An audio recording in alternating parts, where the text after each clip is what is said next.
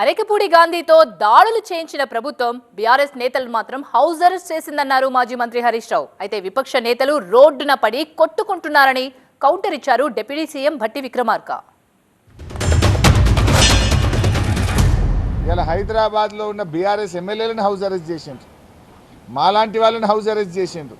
మరి నిన్న గాంధీ గారిని ఎందుకు హౌస్ అరెస్ట్ చేయలేదు? దీంతో తేట తెల్లం కదా. నువ్వే దాడి చేయమని గాంధీకి ఎస్కాట్లు ఇచ్చి పైలట్లు ఇచ్చి దగ్గరుండి నువ్వు దాడి చేయించినావు. కానీ అదే బీఆర్ఎస్ ఎమ్మెల్యేలనేమో హౌస్ అరెస్ట్ చేసినావు. ఇలా రాష్ట్ర ప్రజలకు అర్థమవుతుంది కదా, దీన్ని బట్టి స్పష్టంగా అర్థమవుతుంది. నిన్న నిజంగా నువ్వు గాంధీని హౌస్ అరెస్ట్ చేసి ఉంటే నిన్న కౌశిక్ ఇంటి మీద దాడి జరగదు కదా.